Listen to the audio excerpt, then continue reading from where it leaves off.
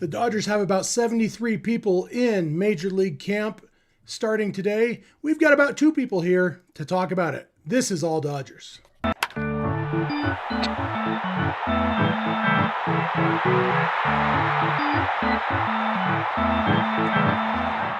Coming at you live from my mom's basement in beautiful Pleasant Grove, Utah. This is the All Dodgers podcast, part of the Bleav Network of podcasts, brought to you by FanDuel. It's not just me. We also got Clint's mom's basement in beautiful La Puente, California. Clint, the Dodgers are all in Glendale, Arizona. The whole squad is there. Had their first full squad workout today, which means now there's like 8 different moments that you can say, all right, baseball started. You know, obviously pitchers and catchers reporting is one of them. Full squad workout, that's one of them. We'll have the first spring training games this weekend. That'll be one of them. But this one, it's a big one because we get Dave Roberts' speech to the whole team. We get all that stuff. We get, position players talking to the media for the first time in a few months, where we find out things like, things we already knew, for example, about Teoscar Hernandez, which we'll dig into in a little bit. It's an exciting day. When you're desperate for baseball, first full squad workout's an exciting day. Yeah, like I said, I had finally started to reach that desperate for baseball phase. I even rewatched the World Series highlights on the YouTube. Not a sponsor, and yeah, it just gets the juices flowing. On Dodgers territory, we've been talking to some people. Danny Lehman on Monday, Mark Preller last week, getting that kind of. Scratching that itch of baseball talk, and that's what we're here for, talking about baseball. And I'm sure you saw Dave's his speech to the clubhouse there at Camelback. And what is this, entering year 11 for him, I guess? Season number 11. Man, he's so good at this now. Yeah, I mean, he knows what to say. He absolutely has the message down. The message is, we're the Dodgers. Everybody else wants to get us. And the way to avoid that is for each one of you to be the best version of yourself every day.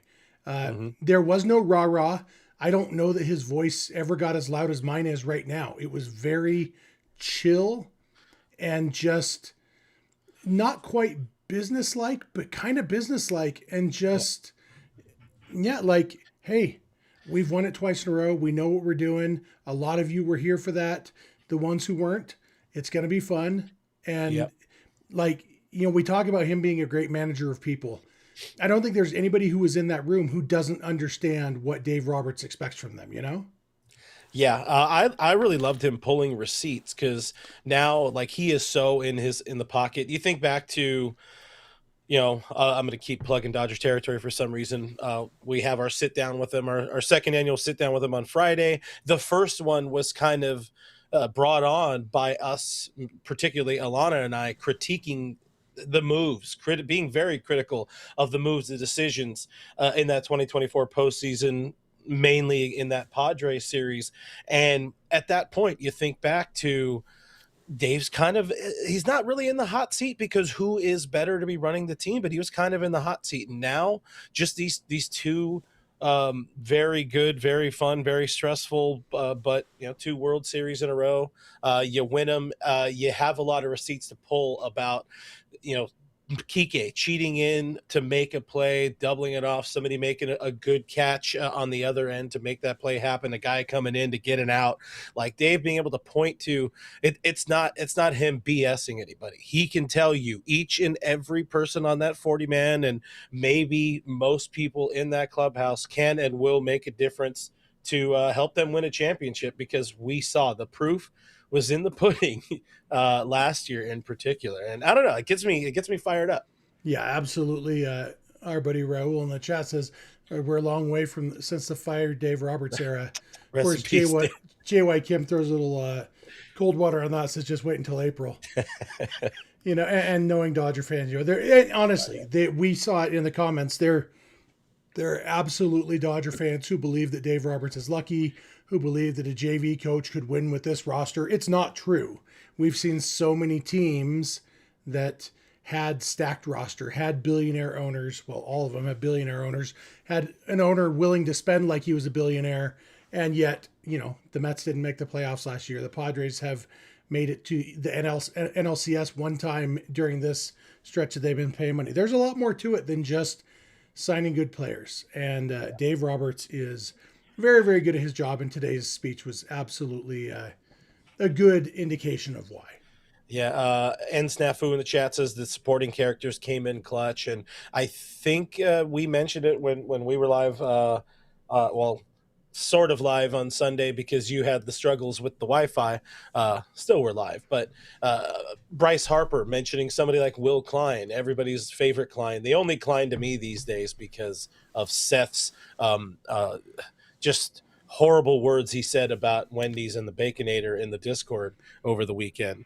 But somebody if you want to hear what Seth has to say about Wendy's, by the way, patreon.com/realfrg, $5 a month, gets you access to the Discord where there is a channel specifically devoted to Clint's love of the Baconator.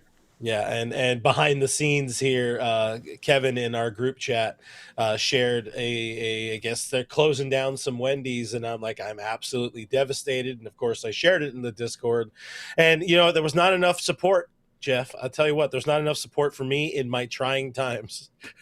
But be that as it may, getting back to Bryce Harper and Will Klein and Harper saying this was some guy who, 2 weeks before was in the minor leagues, and then all of a sudden he's going out there and tossing 4 of the biggest innings in that World Series, or some of the biggest innings.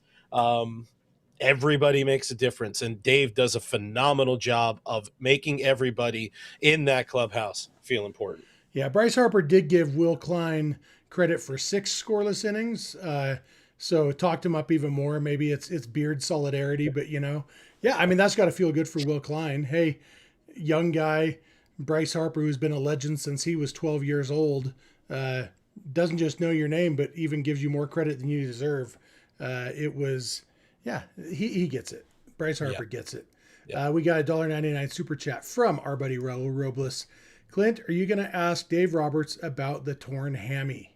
So I know Dave was asked about it. Did he reveal that he tore a hamstring? I don't know if it's. I feel like I don't know what's been revealed publicly.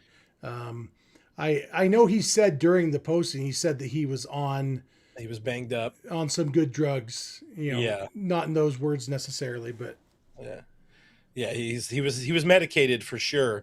I don't know. I do have it in my pile of questions for us to sort through and potentially get to. I'm still trying to find an exact narrative, because again, last year we had a narrative, we had a thread. It was, hey, why you punt? Why you punt games? People know why you punt. And now it's like, man, that was a lot of fun, huh?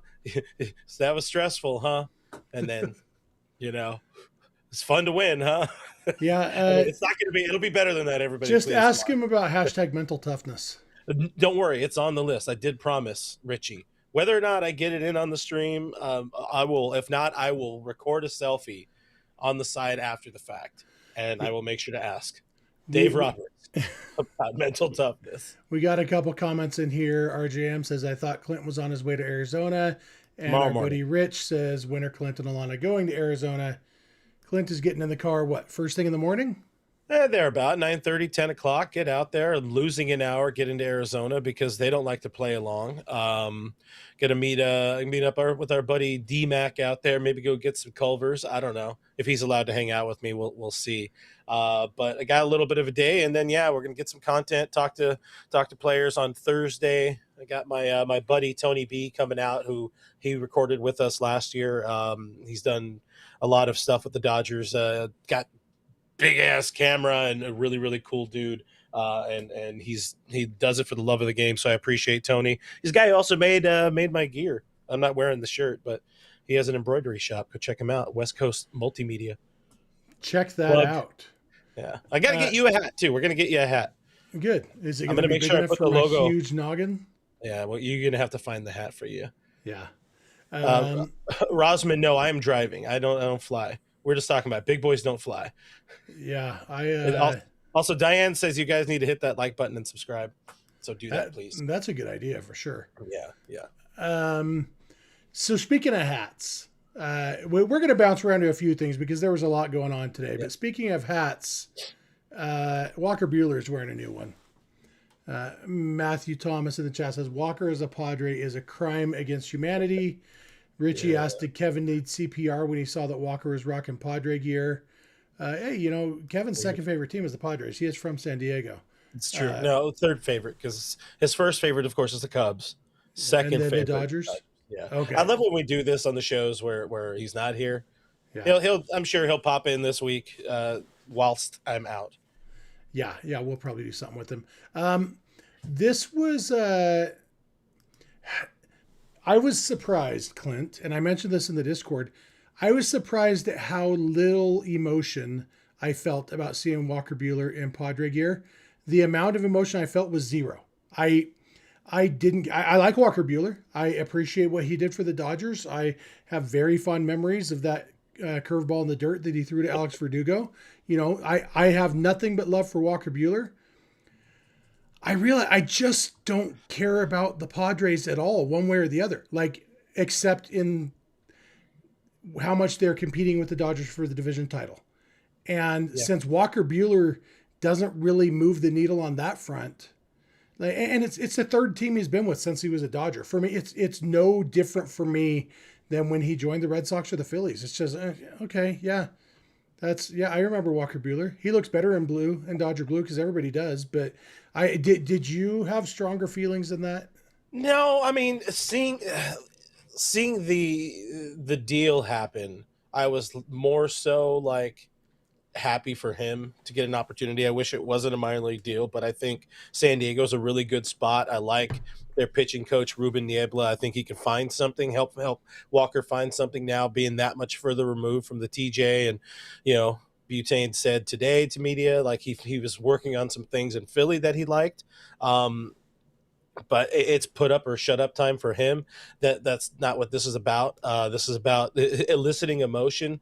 It was gross seeing him in a Padres, spring training gear, but I think also just mainly that it's kind of ugly spring training gear. It's gross seeing anybody in the pee and poo. Yeah. Fair. Well said. But we've been here. We've done this. Yeah, Buehler was one of our guys, a born and bred Dodger, born and raised Dodger. We expected him to maybe be somebody that could pitch his entire career in a Dodger uniform, but people expected that with Oral Hershiser. People expected that with Fernando Valenzuela. You expected that with insert other player here. Hideo Nomo. I'll stick it with the more Chad recent Billingsley. people. Say, Chad Billingsley, Russell Martin, James Loney to an extent, even though he was traded away. Like, it happens. It's baseball. Matt Kemp is a good one. Ben Rortvet, all of our heroes, they'll eventually wear another uniform. Yeah. Rosman doesn't like that we're being so apathetic towards Walker. For me, it's not apathy towards Walker Buehler. It's apathy towards the Padres and just the fact that, it's the idea. You're not upset that he's in a Padres uniform. It's a couple years now since the last time he was a Dodger. And so it's not, not a couple years, but it was 2024. Now it's 2026. So the number of years that we've been through is 2 since then, even though it's only been, a little over a year. We have changed 2 calendars on the wall. Yes. It's his third team. And so, it's like, maybe if he was a Dodger last year, if he had thrown that pitch to Verdugo in the 2025 World Series to close the World Series, and then he signed immediately with the Padres, maybe, but even then it's like, because he doesn't make the Padres significantly better. That's a big thing. It's like, I will say for Walker and getting his career back online, I hope he does. I hope he does make a big difference for the Padres. And as I've maintained time and time again, the Padres being better makes the Dodgers better. It forces them to be better. Playing better competition through the course of 162 makes the Dodgers play better. So for myriad reasons, I hope Walker Buehler is better in poo brown and PP yellow there. But wish him all the best, except for when he faces us. That's a great way to button that up there. From Rosman, and also idiots for not mentioning Steve Garvey. amongst those players. Yeah, that's Well, true. I guess you don't really consider him a Dodger. You're not nearly old enough, and I am just young enough. Like you're young enough that you think of him as a Dodger. Yeah, I'm just young enough that I think of him as a Padre because yeah. when I started following baseball, he was a Padre, and so it's like, yeah, I know he played for the Dodgers before that, but for me, it's like I remember Steve Garvey as a Padre. I don't know. I'm just that right age. It's probably only like a year or two of us who think of Steve Garvey as a Padre. So Yeah, I, you're definitely you're a weird one. Don't care bringing up Mike Piazza. That's another one that was weird and then painful for different ways. And yeah, Dodgers legend, the guy who Todd capped off Hollingsworth. the rookies of the year, the 5 Pete there, Holly. Who doesn't love Holly? What a terrible rookie of the year class, by the way. Would he hit like 16 homers and 270 or something? Yeah, Woof. I'm starting to think people just wanted the Dodgers to get that fifth one in a row. Like Yeah, it's yeah. like break their own record. Got a couple more super chats. Let's hop into them real quick. Richie $1.99 says, "I like the Baconator better than Manny Machado." Does that mean, Richie, that you like the Baconator better than Manny Machado likes it, or better than you like Manny Machado? It I could. think he's definitely saying he likes it more than he likes Manny Machado. I think it means he'd like to sit down and have a Baconator with Manny Machado Yeah, and they say could F share. words to each other.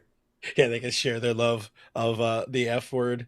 Richie had another one that I thought was useful as well. Appreciate Ray. Hold on, let me get the gong going for the super chats. If people are going to be sharing super chats, we're going to appreciate it with the gong and all the things. But $4.99 for Taco Tuesday. Happy Taco! Isn't it Mardi Gras today? Is that a thing? I have no idea. I do know that our buddy Randall Thomas, who watches every episode of ours, turns 70 tomorrow. So happy birthday to Randall. Shout out to him. He uses YouTube just so he can look at our faces. 70-year-olds aren't big on the YouTubes, but Randall does. So happy birthday to him. And maybe it's Mardi Gras too. Taco Wednesday tomorrow. I don't know. Yeah, all of them. We celebrate them all. Guys, if you like any holidays, hit that thumbs All up tacos button. matter. Richie had also says, "I'm just happy he has a chance to keep pitching. He will bring some accountability in that clown of a clubhouse." I will say, I was giving the Padres a lot of crap down the stretch here. Apparently, I pissed off AJ Preller because he's been making up ground with some of these pretty sneaky, decent moves. I'm not calling them good moves, but adding Yeah, I feel like brands. he's going for quantity over quality. Oh, It's for like sure. He's working there, within his means right now. there's a whole lot of, hey, if we sign 20 guys who each have a 10% chance of being good, mathematically we should get two good players out of the deal. Oh God, that And takes me back to what was that one? The off season where they signed Brandon McCarthy and Scott Kazmir and another guy. I think it was another Chris Capuano. That was definitely one of those quantity type of Ned off seasons, working within his means at the moment. yeah. Denny Cortez says it's Fat Tuesday. Which I think is Mardi Gras. So Yeah, I don't know. I don't know things. I don't have beads. every Tuesday is Fat Tuesday when you're me and Clint. Tomorrow will Hold be on. Fat Wednesday. And I So on. assume Fat Tuesday is the day before Ash Wednesday, which is then, however many days. I don't know. I'm not big on my It is. According to religious sources. holidays. Yeah, I don't know things. I really don't know anything about anything. I just know that I'm happy Dodger baseball is here. I'm happy Shohei Ohtani's throwing 98 already off the bump. Segue. Yeah. We talked about Roki throwing 98.6. Ohtani isn't quite there, and maybe this radar gun just didn't have decimals, but he hit 98. And again, first bullpen session. There was a lot of talk about Shohei Ohtani, the pitcher, at camp today because Dave Roberts said Ohtani won't throw in a Cactus League game before he leaves for the WBC. Right call. He is unlikely to pitch at all in the WBC. He's most likely to just be a position player for Team Japan, although who knows what might happen. But they expect Ohtani to be in the rotation on opening day. And so there's going to be a lot of this, side bullpen session, stuff like that, getting him ready for the season. And then after the WBC, he'll probably get in a couple games in spring training so that he can be ready to go. But like we talked about the other day, Dave Roberts says Shohei's expectation for himself is to be in the Cy Young conversation. And, I was watching highlights from that game 4 against the Brewers the other day. Shohei's stuff is so filthy. Yeah. And I know that was a historic game in a lot of ways, but that was pretty indicative of what Shohei can do as a pitcher. And it was filthy. Like his splitter is filthy. It's crazy that his splitter might only be the third or fourth best splitter on the Dodgers, because it's crazy good. It's just, and he throws 100. Like it's wild how good he is. When he has his pitches on all 4 of them. He has more than 4, but when he has his 4 like top pitches with the fastball, the sweeper, curve, and that splitter, dude's unhittable. Absolutely unhittable. Now it's hard to be on with all of those all the time and be an elite hitter and all that kind of stuff, but if somebody's it really seems primed to do it, it is this dude this year. He is. I don't know how you come off of your 4th MVP and your 2nd World Series in a row, and you're like, nah, I want more. I want it all, and I want it now. But he does. Absolutely. And when you've got 6 pitches like he does, they don't have to all be on. You have, if you got 3 of them working on any given day, you can be successful. We got a super chat from Diane, $5. She says, Clint, wave hello as you pass by Indian Wells on the 10 freeway on your way to spring training. You can take the long way and go, shoot up to the 215 and wave at Richie and DeVore on your way too. But that would probably add, a good 45 minutes to your drive. Definitely not looking to add time. I'll tell you that much. Yeah. Ken Wolcott says, Andrew Friedman said Ohtani is on a mission, so why isn't he in Salt Lake City, Jeff? That there's a Mormon joke. That work? People on missions generally go from Utah to other places, although there are missionaries here too. But I don't know. By the way, you don't see it, but I see it because I'm looking at our YouTube side of the chat as opposed to how we watch it on Ecamm when we're running a show. Raul joined the show as a YouTube members, friend of the show. So $5 from Raul. Appreciate you, Raul. I think he's already in the chat, so you're just doing that out of the kindness of your heart. What a guy! Yeah, he is. Yeah, he's Valador, right? Is his name in there? Yeah, he's in the Discord. We have fun in there. They say. So let's talk real quick about FanDuel, okay? Okay. Because now the spring training has started, obviously the odds are going to be shifting, right? No, they're not changing yet. Dodgers still sit at plus 210 to win the World Series, which is, they've been between plus 210 and plus 220 pretty much all off season long. It's probably not going to be until maybe if there's a major injury for some team, some odds might change. But for the most part, we're probably going to be sitting here until the season starts and people start playing. The thing that still blows me away is every division in baseball, the favorite to win the division is somewhere between plus 100 and plus 200. Like the biggest favorite is the Mariners at plus 100 to win the American League West. That's the biggest favorite, except for the National League West, where the Dodgers are minus 700. Just overwhelming favorites to win the National League West. The Padres are still sitting at second place at plus 950. Giants are just ahead of the D-backs. Giants at plus 1,700. D-backs at plus 2,200. And the Rockies at plus 30,000. Which is to say, if you put $100 on the Rockies to win the division and they somehow do it, presumably there would be a series of plane crashes involved.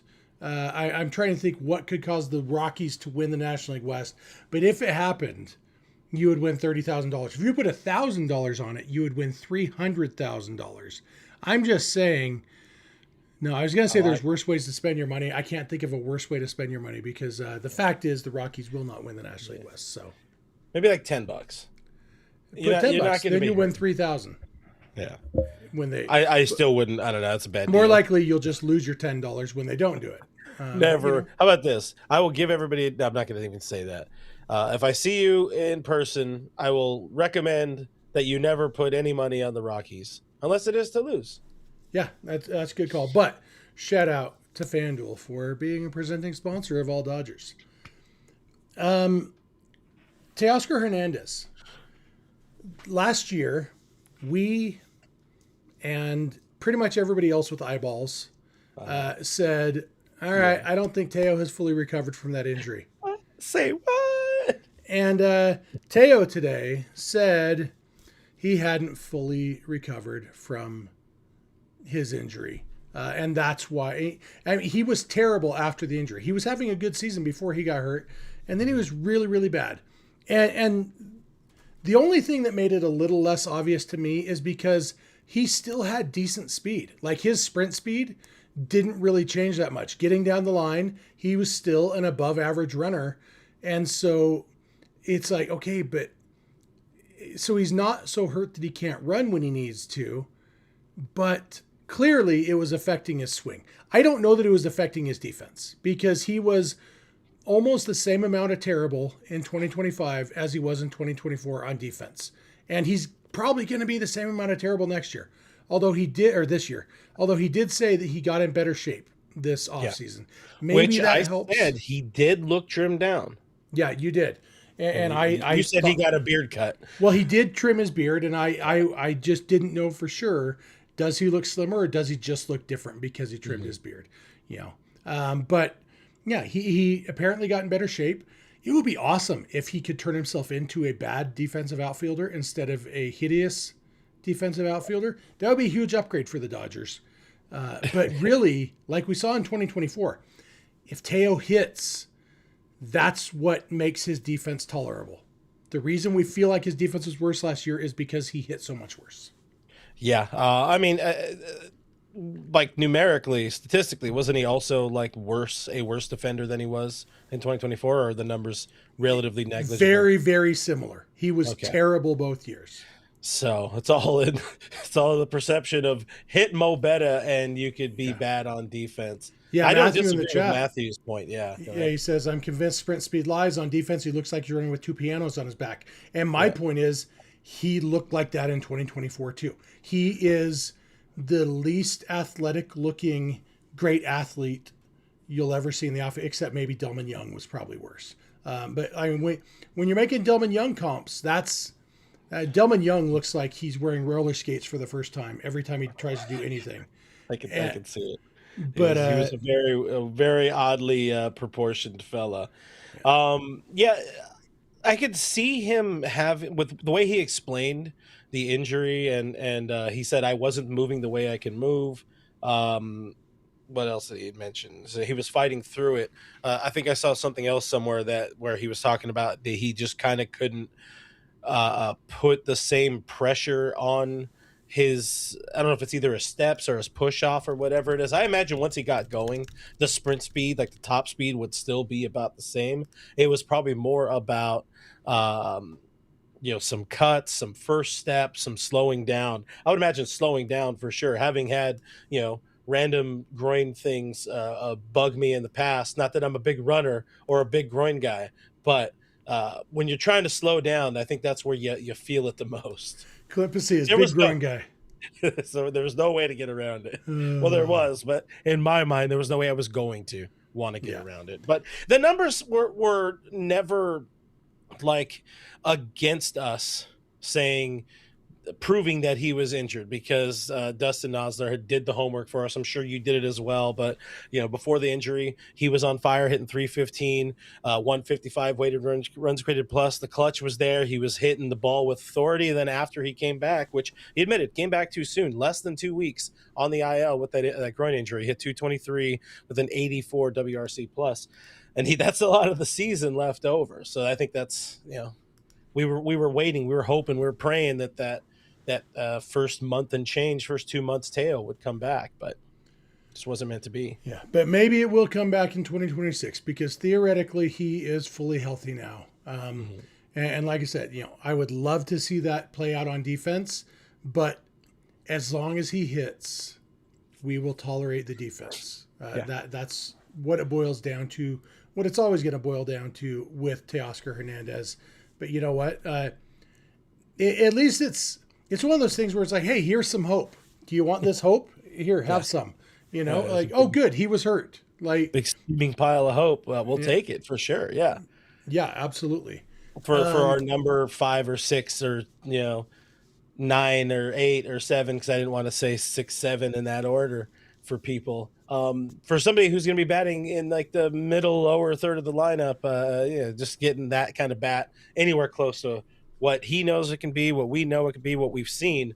This is it's going to be massive to just have him in the right health and the right headspace heading into the season. Yeah. 6 or 7 in the lineup. Put it in that order for you so you can do that hand motion again. Clint Pasillas, big groin guy. Big groin guy. Right here. Put it on a shirt. Noah, clip that. Big groin guy. Clint Pasillas, big groin guy. That's my platform when I'm running for president. Big groin guy, 2028. Make America groiny again. Oi. Guys, why do you watch this show? Hey, Shohei Kim hit a home run off Yoshinobu Yamamoto today. Hey, Yoshi is broken. We need to DFA him right now. This travesty. You make anything of that? I don't. No. Well, I mean, it's obviously it's Yamamoto's first live BP. I don't make anything of it on Yamamoto's side.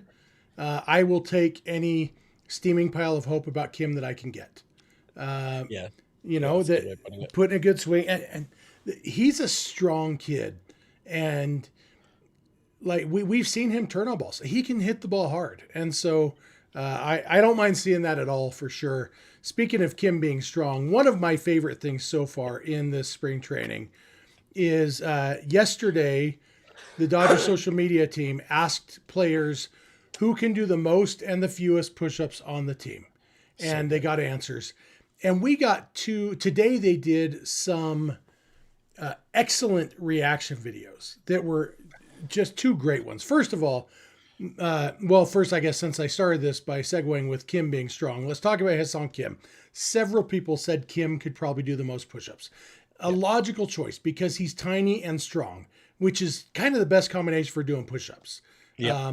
You don't weigh much and you're really strong. And so Kim was told that he could do the most push-ups and by other people, and he asked what he thought, and he said he was very honored. Well, today they put out a video of Kim doing push-ups. Some member of the training staff, you probably know who it was. I didn't, they all look alike to me, all those Dodgers trainers. But he had a clicker and he was counting, and he was at 1,004.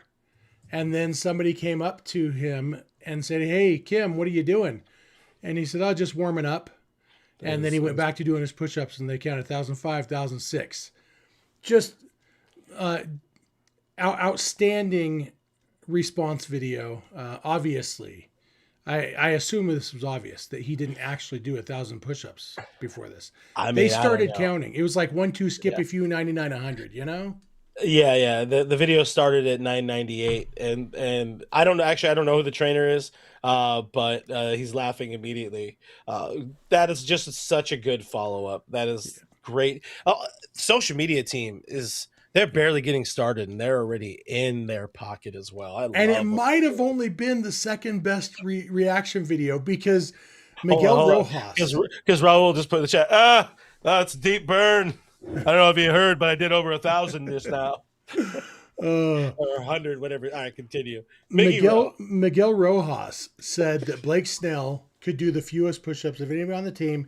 Specifically 100%. Said because he's very weak. So then we get a video of Miggy, an apology video. I need to apologize for the things I said. I spoke. I let the emotion get the best of me in the moment. And then Blake Snell interrupts to give him notes on his apology to make sure that Miggy lets everybody know that Blake Snell just benched 100 pounds. Like, that was, it's so good. The only thing missing for obvious reasons was like, the gun in the back. Like, yeah, and then tell him I'm pretty too. I'm the most handsome Dodger, Yeah, he's blinking Morse code as he's saying it, Yeah, yeah, Uh, exactly. It's really good stuff. yeah, Really good so good. stuff. I think they're feeling pretty good. The question is, are we going to get a Dave Vassay reaction video? Because Max Muncy's answer to who can do the fewest push-ups was David Vassay. And I feel like Vassay, obviously Vassay would be up for the joke of doing some sort of reaction video. It's just figuring out the right reaction video. And maybe the reaction video is just Vassay trying unsuccessfully to do a push-up. I mean, maybe he sneaks up on us and drops 100 on us. Dave's not going to do that. Muncy, he probably heard the question like 3 people back and was just salivating to throw DV under that bus. Yeah. And he did it perfectly. Boys are having fun. Absolutely. Snafu wants to know, real question, Clint versus Jeff, who does more push-ups? Who does more? Who can do more? I think he means who would win if we had a push-up contest. I don't know. Are we doing them like girly style? No, I think we probably got to do real ones. I have upper body injuries and a lot of upper body that make it difficult to push up these days. So you might win. I'm gonna give it to you. Yeah, I think I could do 3 or 4 in a row. And I don't think I could do 6 or 7 in a row. And then, like if we had an hour, how many push-ups do you think you could do in an hour, Clint, if you were really focused on it and doing real push-ups? And like pausing in between, I'm assuming. You take your break as long as you want. In an hour, I have no idea. I don't do push-ups these days. I presume I still can, even though the wrists will not be happy. I'll set a low mark of like 30. Okay. As many I'll want to do in an hour. Well, I don't want to do any, but I mean, if there was real stakes on this contest, I think I could. Coal by coal, really good point. So are we dangling baconators? You got to offset the working out, dangling baconators was my nickname in high school. Oh man, that could be your platform. You'll be the VP. Mine will be Clint Pasillas, big groin guy, and his running mate Jeff Snider, the dangling baconator. I think I could do 100 push-ups in an hour. Okay, rich kid. Yeah, because I'm rich. Yeah. Yeah. So, I guess we'd say that I would win the push-up battle, except for the fact that neither of us would ever even consider engaging in the push-up battle. Yeah. Does that sound fair? The winners are the push-ups we didn't do along the way. Yeah. My buddy Randall is in here as user W6T7C. 67 saying thanks for the birthday wishes. Randall is awesome. Randall lives up in Seattle in Mariners territory, but he is lifelong Dodger fan and great dude. So Richie says Clint would be doing push-ups with the paramedics on standby. Yeah. I think paramedics are a foregone, like absolutely unspoken, obvious part of this contest for sure. You know what? I'm probably going to need to try. I'm not going to do it on camera. I'm not a mod. I will do push-ups on camera as soon as you get in a hammock. Sorry. I will do push-up on camera. Push-up on camera. Oh god. What is penguin style? All right, we don't need to continue down. Yeah, well, I think we've covered the push-ups. The push-up conversation for sure. Let's see. We got a $5 super chat from JY Kim. Says, I'm rooting for Clint to score interviews with Ohtani and Roki, which no other channel has yet been able to do. Expect us to not be able to as well. Ohtani is very much protected commodity in that clubhouse. Last year, we kind of got a little bit of a side eye when Alana and I went up and shook his hand to say hello to him and Yamamoto, and we got like people kind of don't do that. But if you follow Alana around, you just do whatever she did and you get away with it. So you were like when Mark Walter talked to Clayton Kershaw on game day. Oh God, I vaguely remember that. Yeah, it was Molly Knight wrote about it in her book. Mark Walter just sat down next to Kershaw in the dugout, was talking to him, and Kershaw's like trying to be nice because it's his boss, but he's like, Yeah, we don't don't talk. do this. Yeah. For a $1.99 super chat from Enigma wants to know our reaction to Andrew Friedman saying he views Justin Robleski as a starter. I mean, yeah, you say it at this point in camp. He's not. He's not a starter. Not Justin on the can. Dodgers. Yeah, he can think he's a starter. He can want to be a starter, but what we've seen, the numbers tell us he has like a 5 ERA, small sample size in a starting role, and a lot of that coming when he struggled real bad in 2024 trying to put the pieces together. But he also struggled in 2025 as where he has an ERA, I think, under 3 in relief role. And again, still both are very small sample sizes, but that stuff out of the bullpen is disgusting. It's filthy. It's nasty. So on top of the fact that he doesn't have an opportunity to start with the Dodgers, it's not a starter. Yeah, but as long as there is any chance that he might be traded, it wouldn't make sense for the Dodgers to say anything other than, "Oh yeah, he's a starter," because if you're going to trade him, you want a starter return for him and not a reliever return for him. I'm trying to think. So today it was just jam packed. There was so much going on today, non-Dodgers specific, but the Major League Baseball Players Association needs a new head person. What's his title? Not the. That is, I forget. Hold on, let me double check. I'm on it right now. There's Tony Clark is the. Come on, executive director. Executive director, Yeah. and he resigned.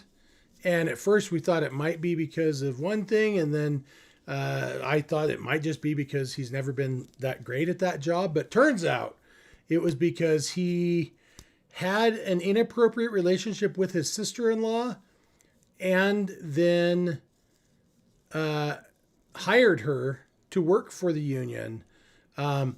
For me, Clint, I've seen people asking, was it his wife's sister or his, what's the other option there? His brother's wife. But then there's a third option, your wife's brother's wife. Mm-hmm. There are 3 different ways somebody could be your sister-in-law and just one word. I've often thought, because I have one brother's wife, I have one wife's sister, but I also have 2 wife's brother's wives. So I've got 4 sisters-in-law of the 3 different varieties combined.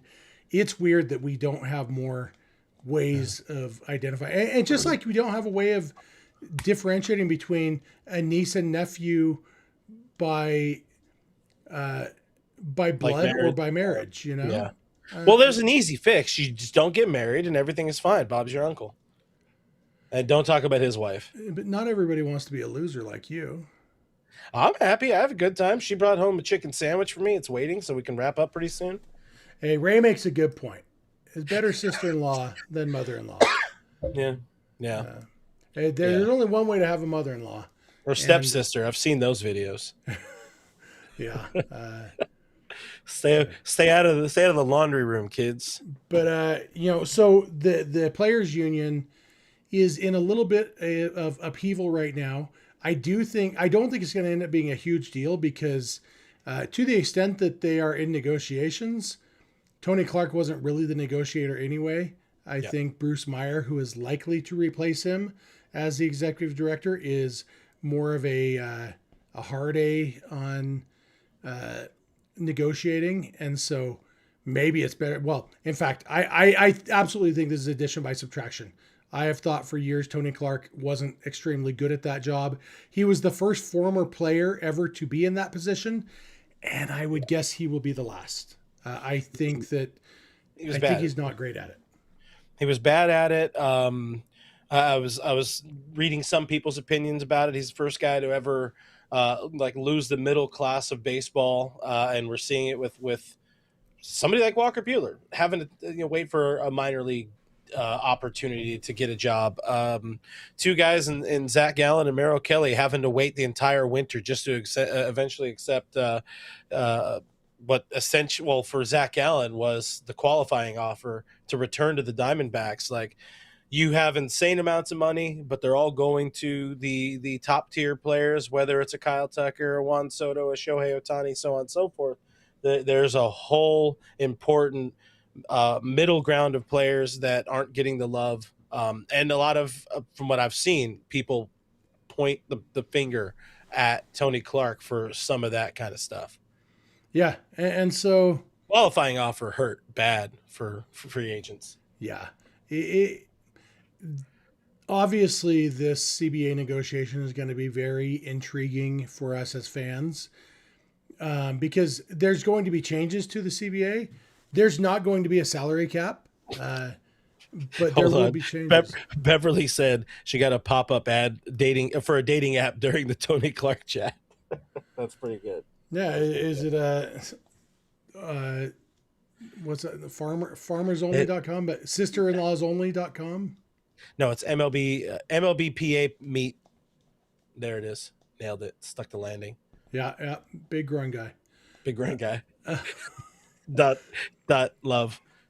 Yeah. So I guess the bottom line is be good at your job. Don't have inappropriate relationships with your sister-in-law.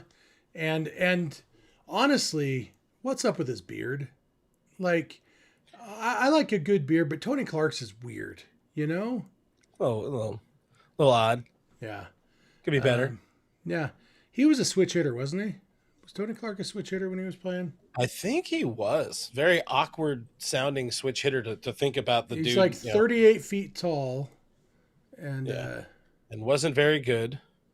He had a lot of home runs, but not, yeah. Well, he hit an amount of homers. For sure. Oh, 251. All right. Yeah, switch hitter. Yeah, 6'8", switch hitter. Hit 34 in a season, 30 or more 4 times. Yeah, my final thought is I hope they don't just give the job to Bruce Meyer. I saw one of the players also saying that, I forget who, but somebody who is part of the subcommittee of the MLBPA saying that they hope they don't mess it up again. Yeah. Like, take their time, because this is definitely a crucial hire or a crucial decision to make with the CBA coming up. And I agree with you, like whoever ends up becoming the executive producer or director or whoever he is, whoever gets that job is not going to have the final say in how things go with the CBA and a potential lockout. But somebody that won't actively hurt it, because I can't help but think back to the ugliness of trying to get baseball going again in 2020. And I've seen Mr. Classic a few times saying with the lockout, there's no all Dodgers and there's no Clint and Jeff. It's like, oh no, we'll find a way to do content. Your boy was streaming MLB The Show on Dodgers Nation while there was a lockout.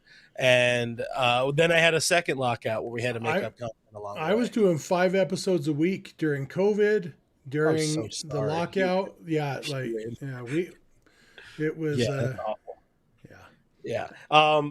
But even so, there will always be content. There will be a lockout, but we need somebody that's not going to make it as embarrassing, as much of a spectacle as it was there. Then between Manfred and MLB and all of the statements and just the back and forth. Mine's bigger. I don't know if that's what they were doing, but big groin guy. Big groin guy. Yeah. A couple more super chats. We got $1.99 from Swell Sausage. No, speaking of big groin guy. Doyer's Head said Derek Lee pounded his sister-in-law. We'll just leave that one there. $4.99 from Enigma says, I saw the Giants' new manager is considering having some pitches called from the dugout like in college ball. This could turn off the players, in my opinion. There's some of that going on in Major League Baseball already. Usually, though, it's with younger catchers. The Giants have, a very good defensive catcher. I don't know how his game calling is. His biggest talent, we're talking about Patrick Bailey here, is stealing strikes for his pitchers. Which, maybe, and that's going to be valuable still, since Major League Baseball said, no, we don't want to make our game all the way better. So we're not going to do the full ABS. We're going to do a challenge system. So it'll still have some value there. I don't know if Patrick Bailey's a good pitch caller, but yeah, maybe he's having that part of the job taken from him. And the fact is, like, I don't know that I have an issue with that, Clint, because you've got, like, Patrick Bailey can't hit. He hit okay when he first came up, and he obviously hit well that one pitch against, was it Tanner Scott who threw that bad pitch when Bailey hit the walk-off grand slam? But overall, Patrick Bailey has taken major steps backwards on hitting, and so maybe they're thinking, hey, if you didn't have to spend so much time studying scouting reports and stuff, you could remember how to hit. And so why not let one of these nerds or 8 of these nerds study the scouting reports?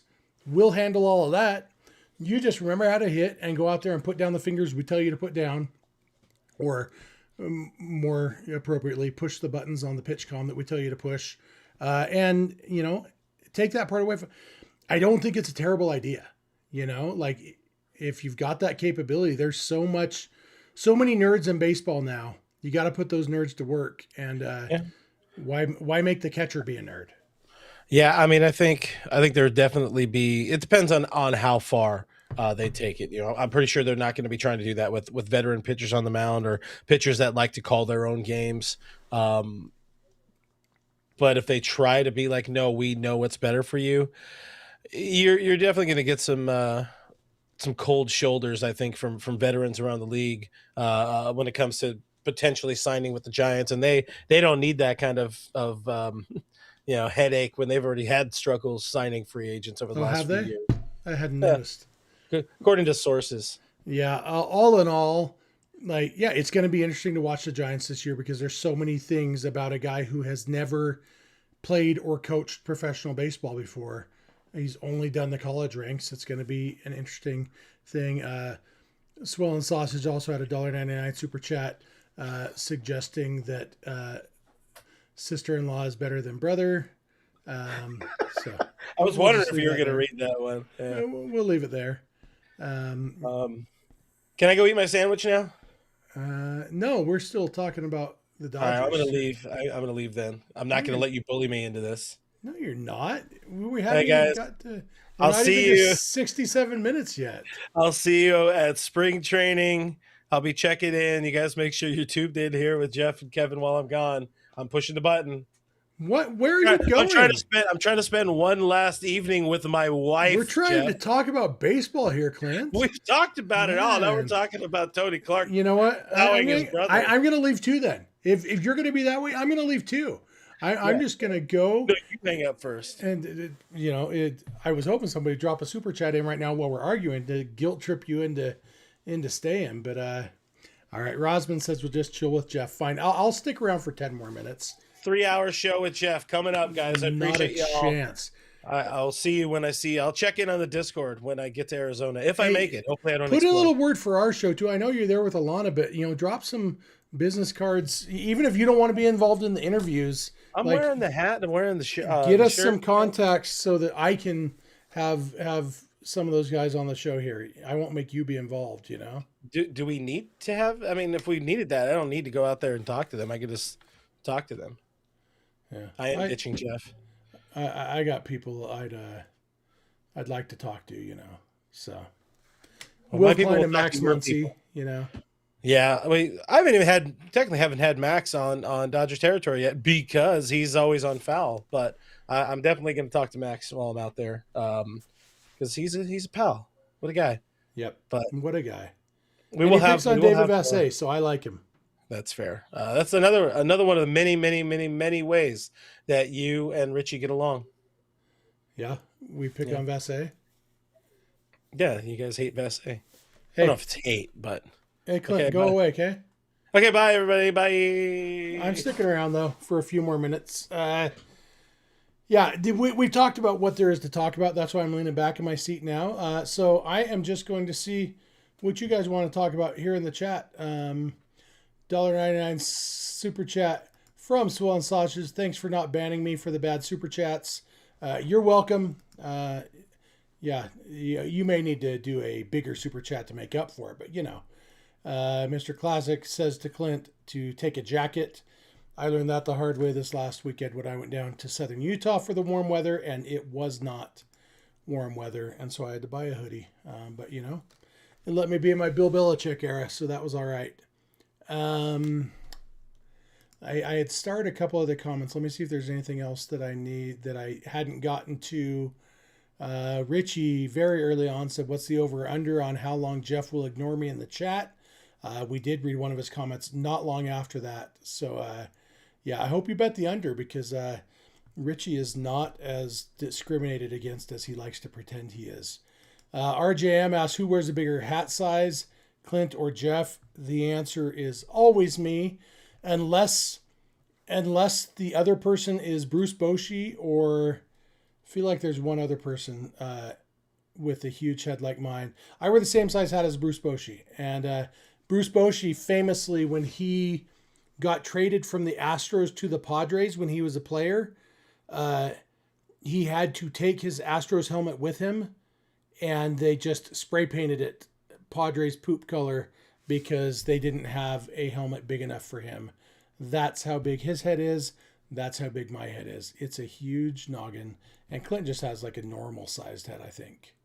I think we just got another super chat. This one's from Ray Soto. It's just $1.99. There's no comment. It's just giving us money, so I'm on board with that. Appreciate that. Drip Show Shop is in the chat. If you haven't checked them out, you should absolutely check them out. They got a ton of cool stuff. We've shown you some of our canvases we've got here. I know they sent Kevin a t-shirt recently. So let's see. Don't Care 187 says, Jeff, do you like this year's spring training hat? I don't dislike it. I think the design is fine. I don't love the white bill. I don't hate it. I did look, and on my website for people with huge heads, the hat site, the spring training hat is actually available in my size in the pre-curved version, which I think also is a little bit less deep of a hat, and so I don't know that I would buy it anyway, because I don't like that style as much. But the white bill I don't love, and so I doubt that I'll buy the hat. Like the actual the Dodgers D and the flowers or whatever, I think it looks fine. I like the Cactus League logo on the side. I think it's a decent looking hat, but the white bill isn't my favorite, so I probably wouldn't buy it. Big Time Players in the chat says 7 5/8 hat size. What's yours? I've shown it before, but I will show it again. Mine is, there it is, 8 1/8. It's just monstrous. That's why I don't have very many hats yet, because like none of the World Series hats have become available on Hatland.com, where I get my hats for huge heads. The only one I have is this one that I'm wearing, which is the back-to-back World Series champs. I like this one, but I wish I could get the other ones too. And so far I haven't been able to. Let's see what else we got in the chat. Rich doesn't like the Cactus League thing all the teams have. I don't know if you mean the Cactus League logo on the right side or the fact that all the teams have the flowers or whatever that is. But spring training hats are spring training hats. It's hard for me to picture having too strong an opinion about it, because it is just a spring training hat. So,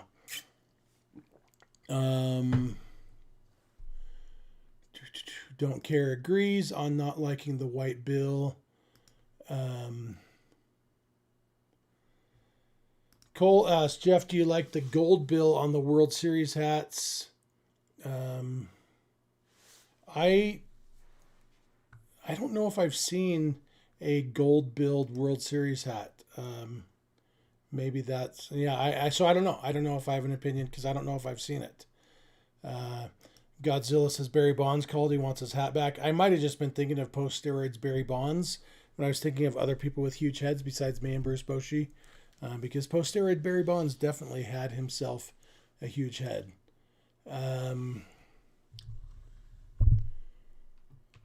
Whoa, I accidentally pushed a weird button. Anyway, Nicole says, have you seen the upcoming hats with the gold lids previewing on the upcoming bobbleheads? I did look at the Dodgers promotional schedule, and I do feel like the what was the Dave Roberts bobblehead had the gold, yeah. And I hadn't noticed, but now I am seeing it. It does look like the actual bill of the hat is gold. So yeah, I am interested to see if. So that's probably what Cole was talking about. Oh yeah, Cole just confirmed it's on the Dave Roberts bobblehead.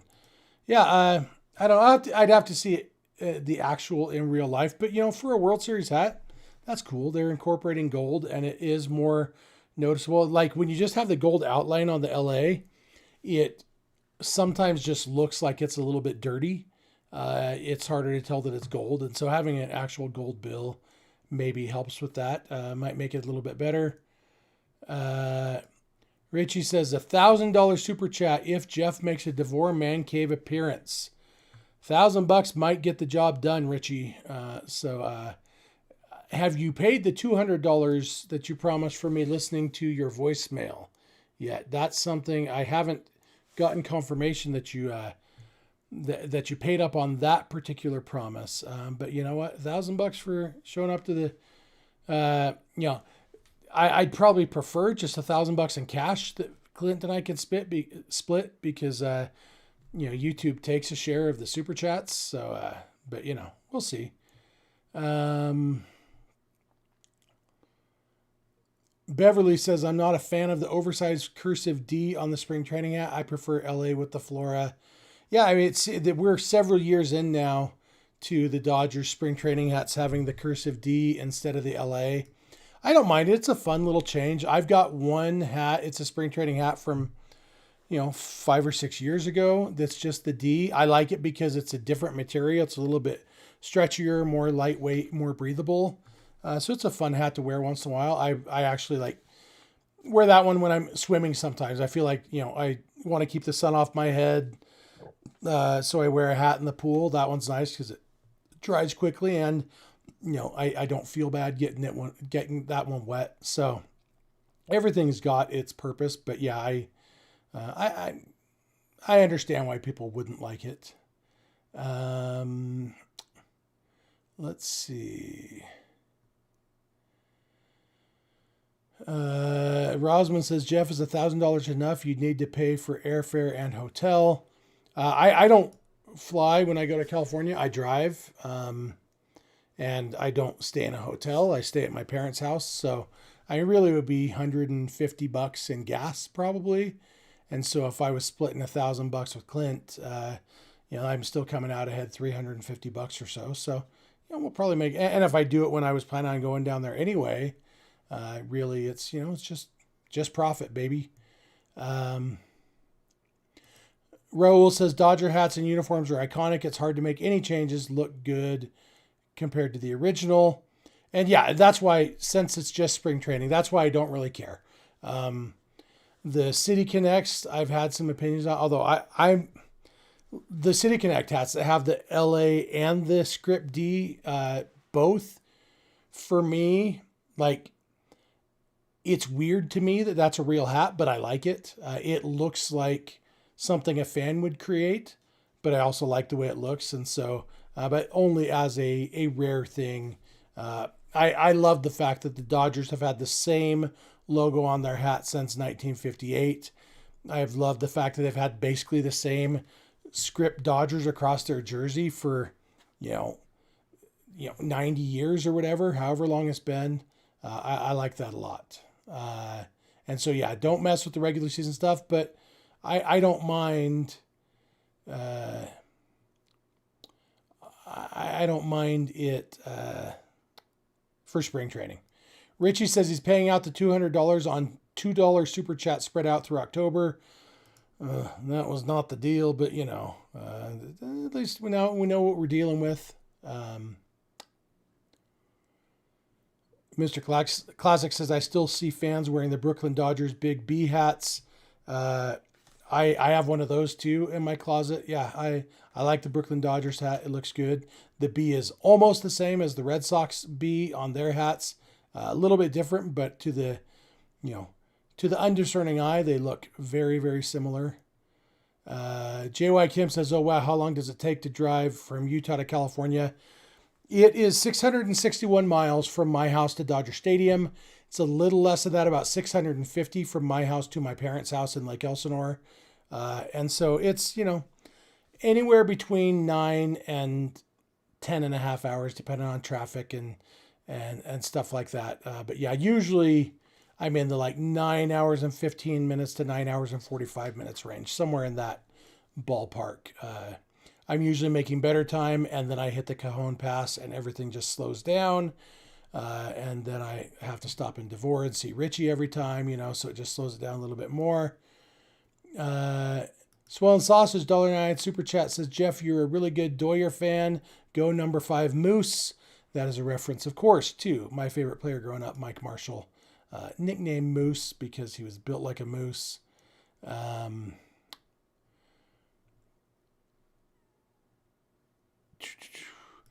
Going back to our Walker Buehler conversation, Sheba6 says, go watch the last inning of the Dodgers-Yankees series where Walker Buehler saves the game. Seems like a while ago, but the dude came through. I don't want him on the Padres.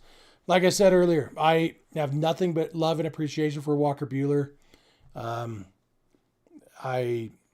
He's not on the Dodgers anymore, and so I still wish the best for him as a person, but I don't care that much about his current baseball career at this point because he's not on the Dodgers. So I appreciate the things he did in a Dodger uniform, and that is plenty for me. Richie Flores says, hey, Jeff, the Devore Man Cave has beds in it. Problem solved. It's going to take a lot more than $1,000 to get me to sleep there, Richie. Just saying. Ray says, are you a fan of the dumb upside-down LA logo? I'm not. I don't strongly dislike it, I guess, but I noticed yesterday, today's Tuesday, yesterday, Monday, when I was still down in St. George for my son's tournament, there is a kid who played in my son's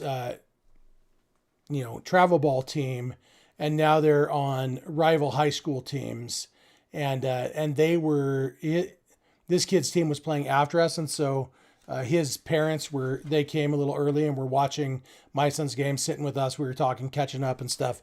And I noticed that this kid's mom, they're also Dodger fans. So I like them for a lot of reasons, but she was wearing the school hat. The school that this kid goes to is called Lone Peak High School. And she was wearing a Lone Peak hat with the LP upside down, that same style. So I guess that's just a thing these days. I would not pay money for a hat with an upside down LA logo. I like the right side up LA logo because I live most of my life right side up. And so that is, but I don't hate them. It's just not for me. But kind of that's the strongest opinion I get on anything. I really I don't hate it, but it's not for me. It's about as strong a dislike as you're going to get from me about most things.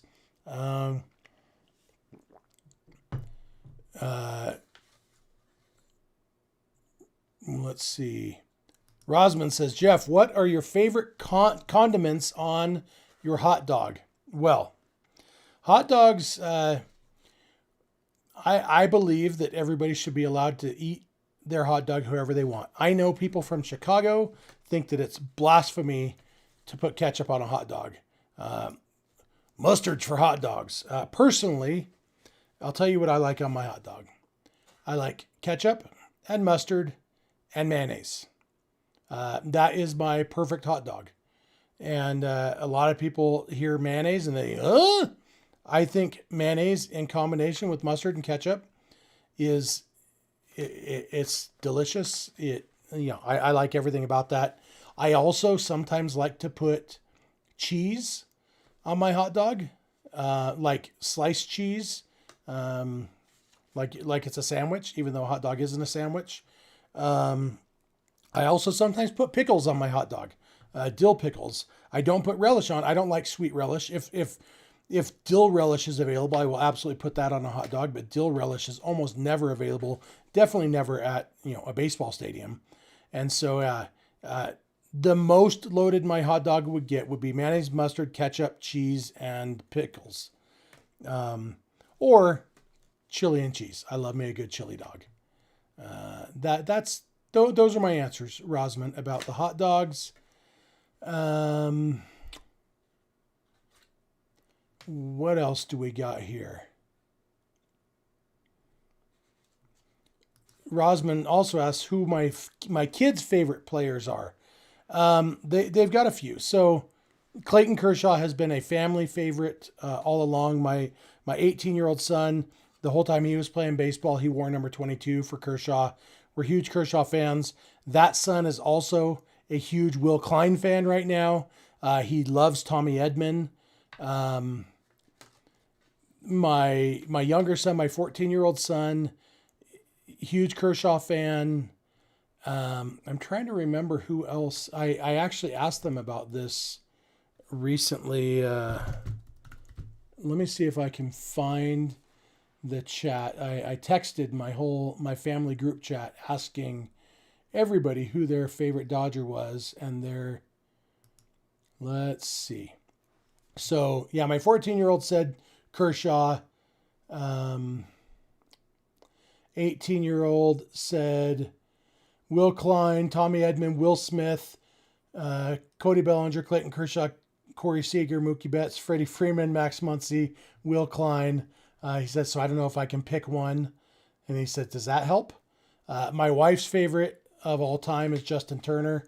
She's a huge JT fan. My daughter, Clayton Kershaw, Mookie Betts, Shohei Ohtani, and her honorable mention was to Roberto Clemente, who never played in the big leagues for the Dodgers, but he was originally signed by the Dodgers. And my daughter is a huge Roberto Clemente fan, so she threw him in as an honorary one. That's the answers there. Yeah, we just love the Dodgers, all of them.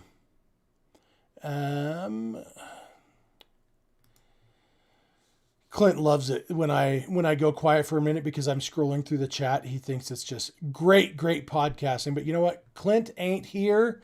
That was his choice. Clint does in the chat say 3-hour show. Won't be doing 3 hours. I was tired today. I got 9 hours of sleep last night, and I was dragging all day today. And so I'm not going to get 9 hours, but I'm still hoping for 8 hours. I got to be asleep 45 minutes from now to get 8 hours. So we'll see if that happens, but I'm going to try to get a decent night's sleep tonight. So definitely not doing another hour and 45 minutes here. That's for sure. But maybe we got another 10 minutes. I know I said 10 minutes. That was 20 minutes ago now. So we shall see. Clint does give us an update that the sandwich is good. The non-misses brought home bonus chili cheese fries. Yeah, can't go wrong with chili cheese fries, honestly. Like, hot dogs and French fries are two things. You put chili and cheese on them, and you are going to be a happy camper. Nicole asked if I like sauerkraut on my hot dog. I've had sauerkraut. I don't think I would put it on a hot dog. If I'm having an actual, like, Polish sausage, I'll have some sauerkraut on it. I don't, as far as fermented vegetables go, it's fine. I don't think I would actively seek it out. I think I've only actually had it one time, and that was at Pac Bell Stadium, whatever the Giant Stadium is called. I had some sort of bratwurst or something with some sauerkraut on it. It was good. I liked it. But one of my favorite lines from any Weird Al song is in the song Albuquerque, when he says, "I hate sauerkraut." It's like the source of many inside jokes with me and my old college roommates. Swollen Sausage says, I like spicy mustard and tons of onions.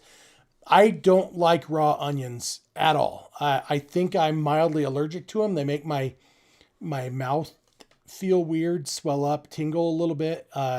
And I don't like the taste of them either. And so it's not even worth it to me. So yeah, I don't put onions on hot dogs. If they're grilled onions, I guess I could do it. But I don't like grilled onions enough to make it worth it. So yeah, I never, ever, ever onions on hot dogs for me because I don't like raw onions. Rosman says people in the chat are going to get upset by this, but I never liked the Raising Cane sauce. I do not understand the Raising Cane's obsession that a lot of people have. I think that the breading on the chicken is not crispy enough. The sauce does nothing for me. I would rather get chicken nuggets at almost any fast food place and dip them in the generic buffalo sauce that you can get at any fast food place than get Raising Cane's. It does nothing for me. I don't like it. Beverly says, Jeff, do you also eat your hot dogs with a fork? No. But I assume we're talking about like at a baseball game. Like when I'm at home, I don't need to eat food with a fork because I'm near my sink. I can get up and wash my hands. But at a Dodger game, I unwrap the Dodger dog halfway and I hold on to the wrapping while I'm eating. So my hands never touch the hot dog, but I don't need a fork to do that. If it's a chili dog, absolutely, I'm using a knife and a fork to eat it. But yeah, a regular hot dog, a Dodger dog at Dodger Stadium, I'm using the wrapper to keep my hand from touching the hot dog. So I don't need a fork, if that makes sense. Isabella says, Jeff, do you think the Dodgers got a good chance to win another world championship this year? I do. I think they have the best chance of anybody. I still would say, if I had to put money on the Dodgers or the 29 other teams of, one of them, I'd take the field. I think it's hard in baseball to win, even when you are the best team. But I think the Dodgers have a good 25 to 30% chance of winning, which is very, very good at this time of year.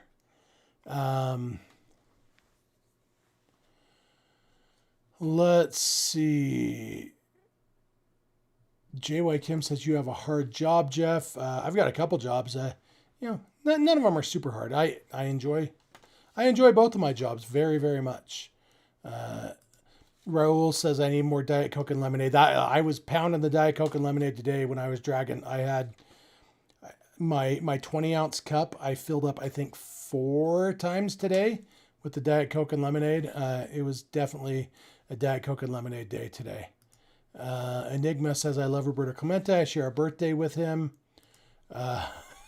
Dave Luna says, going back to my daughter, choosing Roberto Clemente, says, Jeff, she's your daughter, only Jeff's daughter. Only Jeff's offspring would have a deep cut answer. Yeah, absolutely.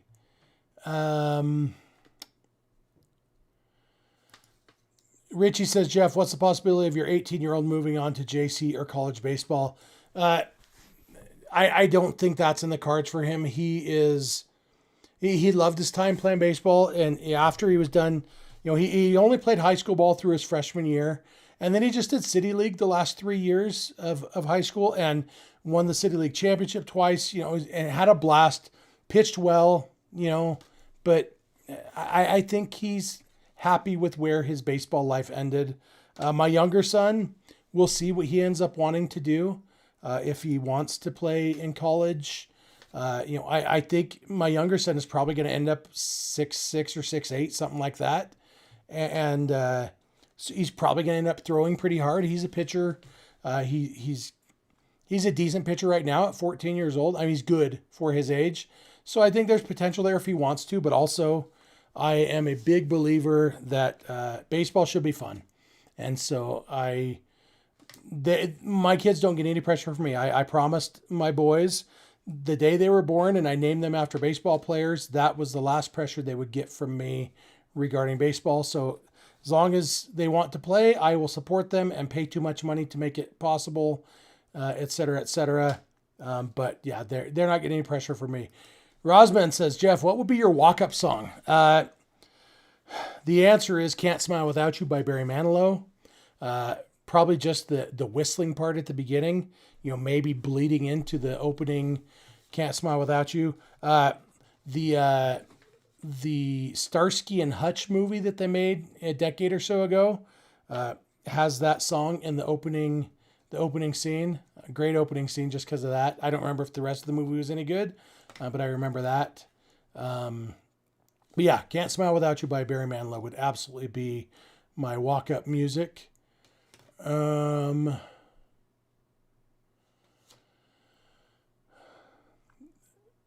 Mr. Classic says you need it with an Arnold Palmer. I don't know what an Arnold Palmer is, but I mentioned this a couple weeks ago that we decided, was it me and Raul who made this decision? I think it was me and Raul decided that we would call my Diet Coke and lemonade, we would call it the Tony Finau, because it's a very Mormon-y drink. And I did find out on Saturday, Raul sent me a picture of his can of Diet Coke and his bottle of Stater Brothers brand lemonade. And he drank it and he says, definitely falls into the don't knock it until you try it category. I'll give it an 8 out of 10. So shout out to Raul for trying the good stuff. Denny says, I don't understand the Chick-fil-A place. Overrated big time. Yeah, I like Chick-fil-A more than I like Raising Cane's. I'll take Popeyes over both of them for sure. And yeah, Chick-fil-A is fine. They've got a couple things that I like, which is more than Raising Cane's can say. But yeah, I go to Chick-fil-A 3 times a year maybe, and that's if that's what my kids happen to want for dinner, so we go. John Co says, I'm out, guys. You're talking too much about food. Good night, everyone. Go Dodgers. I don't know if you can ever talk too much about food, but yeah, you know what? That's why we get the baseball content out of the way, and then, you know, we'll hang out and we'll talk about food or whatever else, you know, favorite players for my kids, whatever it is. Richie says, I miss the Farmer John Dodger dogs. I've said this before. I genuinely didn't notice the difference. I believe that they taste different. I don't think these new ones are any better or worse than the Farmer John ones. I miss the idea of Farmer John. I miss Vin Scully doing Farmer John commercials. But I didn't think the new Dodger dogs are any worse than the old ones. But, you know, again, that's a matter of taste. And for me, whether it's Farmer John or whatever they have now, they're not good. Like the good thing about a Dodger dog is it means you're at Dodger Stadium. Everything else is like, okay, yeah, this is a mediocre hot dog, but I'm at Dodger Stadium, so I'm eating one. That's my thought on Dodger dogs in general. Beverly says, but you eat your nachos with cutlery? Absolutely. Nachos with a fork for sure. Even at home, just because they're easier to eat with a fork. And, you know, generally have a spoon with you too. So when you get to the bottom and you got the soggy chips and cheese, you can just eat that more efficiently. But yeah, nachos are absolutely fork food for me all day long. Rosman's ideal hot dog would be grilled onions, grilled tomatoes, jalapenos, and ketchup. I could go for jalapenos on a hot dog. I don't do it very often. But yeah, jalapenos. I like jalapenos on pretty much anything. One of my favorite things is a bowl of cottage cheese with chopped up jalapenos in it and some black pepper in it. It's just really good. The jalapenos give it a little crunch, a little flavor. Pepper gives it a little flavor. Big fan of that, and that's a very healthy snack that I do sometimes. Ken Wolcott says, rest in peace, Robert Duvall. What's your favorite Robert Duvall movie? Holes is my favorite Robert Duvall movie. I believe he was in that, right? Am I thinking of the wrong person?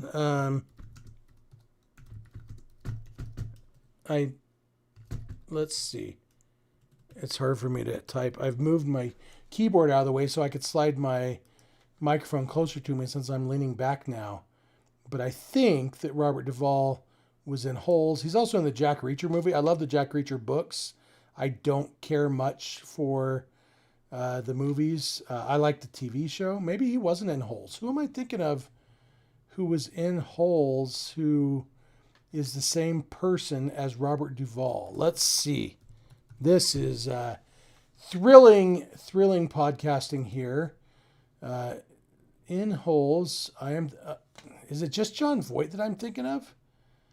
Why can I picture Robert Duvall in Holes, but he's not in it? So maybe it's just John Voight looks like Robert Duvall in that movie. I really like Holes.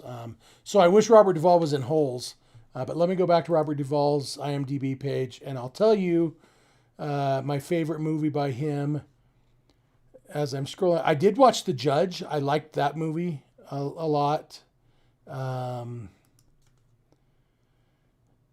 Yeah. I've seen the first Godfather movie. I've never seen Godfather 2 or 3. I don't really think of any of those as Robert Duvall movies anyway, even though he's in them.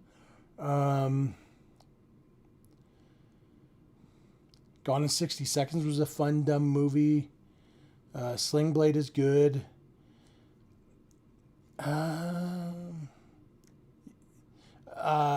Yeah, so I don't know. I like Robert Duvall. Obviously, I don't have a huge. He's a natural. Yeah, that's a good movie. He was in a lot of good movies, but yeah, not enough for me to say I was a huge Robert Duvall fan. Respect Robert Duvall, and obviously a great actor, but I don't know that I have a favorite Robert Duvall movie. Was he in? He was in a Twilight Zone episode, wasn't he? Let me keep scrolling down. Yeah, he was in the episode called Miniature. Played Charlie Parks. Mousy misfit Charlie Parks finds the world unfolding before him in a museum dollhouse to be more real than his boring job and overbearing mother. I do remember that. That was a great episode. So that might be my favorite Robert Duvall role. Not a movie, but definitely good.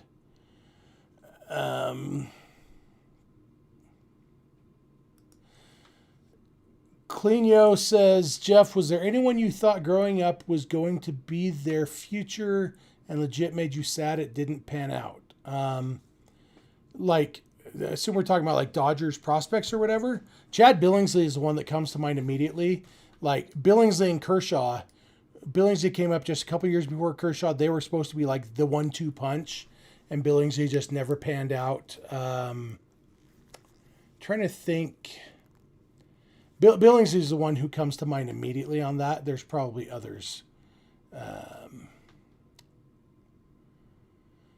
Denny Cortez says the Farmer John Dodger dogs were way better. Yeah.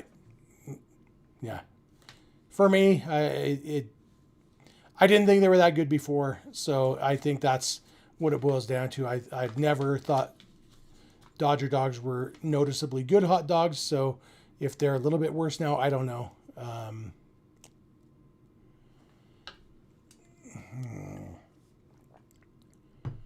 And so, yeah, I can tell I'm a little bit behind. People correcting me about him not being in holes. Ken Wilcott says The Conversation was a great movie. Gene Hackman. I just watched Gene Hackman in a movie last night. My wife and I just watched Runaway Jury again last night. That's a fun movie. We're kind of on a John Grisham kick. We watched The Rainmaker last week. We watched Runaway Jury last night, and we're going to watch A Time to Kill next time we're available to watch a movie with the 14-year-old. He's a busy kid, but he wants to see that movie. So we're going to watch that sometime soon.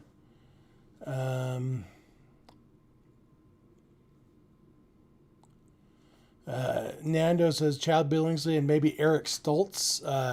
I don't remember ever having high hopes for Eric Stoltz. I don't know if I should have. For me, Eric Stoltz is just the same person as what was that guy who had like 3 good starts for the Dodgers and people got excited and then he was useless. Yeah, Eric Stoltz was never good, and so I don't have. Yeah, I guess he had 1 good year in 2008, 7 good games for the Dodgers. Eric Stoltz was never a guy I was excited about. Can't remember the other guy's name, but I'm not gonna take the time to look it up. Don't Care 187 says, is Pedro Martinez the best prospect we ever traded? Yeah, I mean, he'd have to be, right? As a prospect. I mean, he wasn't really a prospect anymore. He had already gotten Rookie of the Year votes with the Dodgers. But the best young player Dodgers ever traded. They didn't trade Roberto Clemente. He got claimed in the Rule 5 draft, so he wouldn't count. So, yeah, I can't think of anybody better than Pedro. Piazza was, well into his career by the time they traded him. You got, what's his name? Yordan Alvarez, but he's nowhere near Pedro Martinez at this point.